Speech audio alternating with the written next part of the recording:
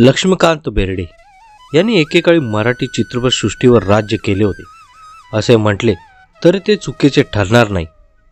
त्यांनी एकाहून एक हिट चित्रपट मराठी चित्रपटसृष्टीला दिले। त्यांनी मराठीसोबतच अनेक हिंदी चित्रपटांमध्ये काम केले होते। त्यांच्या हिंदीतील भूमिका देखील प्रचंड गाजल्या। त्यांच्या सगळ्याच चित्रपटांना प्रेक्षकांनी अक्षरशः डोक्यावर घेतले।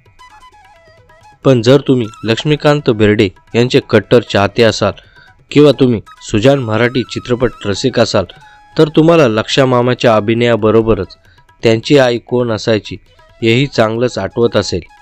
लक्ष्मीकांत बेर्डे यांनी मराठी चित्रपट केले, त्यात त्यांच्या आईची भूमिका मोजक्याच अभिनेत्रींनी केली।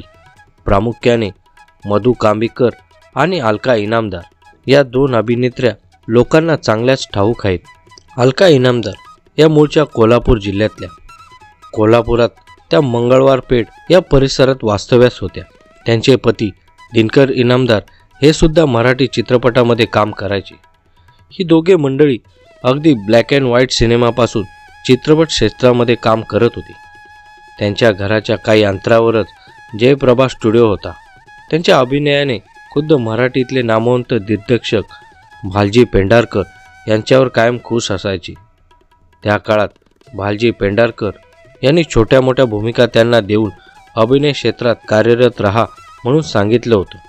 पुढच्या काही काळात मग महेश कोठारे यांनी मराठीत एकाहून एक सरस चित्रपट आणले आणि त्यात बहुतांशी चित्रपटात मुख्य नायक म्हणून लक्ष्मीकांत बेर्डे असायचे। आईची भूमिका असो किंवा प्रेयसीच्या आईचा रोल मात्र अलका इनामदार याच करायच्या। त्या इतक्या सशक्त अभिनय करायच्या की पडद्यावर लक्ष्मीकांत बेर्डे हे खरोखरच त्यांचा मुलगा भासायचे। इतकी उत्तम केमिस्ट्री त्यांची होती। लक्षा मामाला त्यांनी पुष्कळ जीव लावला आणि पोटचा मुलगा म्हणूनच त्या लक्ष्मीकांत बेर्डे यांच्याशी वागायच्या। झपाटलेला या महेश कोठारे यांच्या चित्रपटात अलका इनामदार यांचे पती दिनकर इनामदार हे धनाजीरावच्या भूमिकेत आपल्याला पाहायला मिळाले। तर धडाकेबाज चित्रपटात अलका इनामदार या आवडीच्या आत्याच्या भूमिकेत आपल्याला दिसल्या होत्या।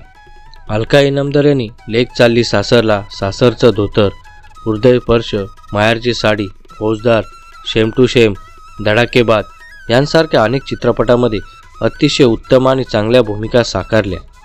पुढे त्यांना योग्य भूमिका न मिळाल्याने अभिनय क्षेत्रातून त्यांनी संन्यास घेतला। केवळ अभिनय करत न राहता त्यांनी राजकारणात प्रवेश केला। त्यांनी कोल्हापूर महानगरपालिकेत निवडणूक लढवली होती।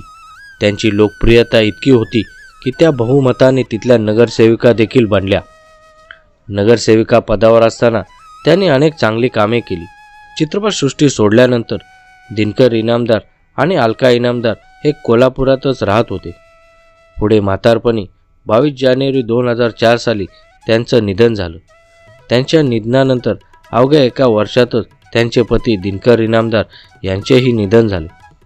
चित्रपट श्रेष्ठात पडद्यावर त्यांच्या इतकी भावनिक आणि सशक्त आईची भूमिका करणारी अभिनेत्री अजूनही आपल्याला बघायला मिळाली नाही।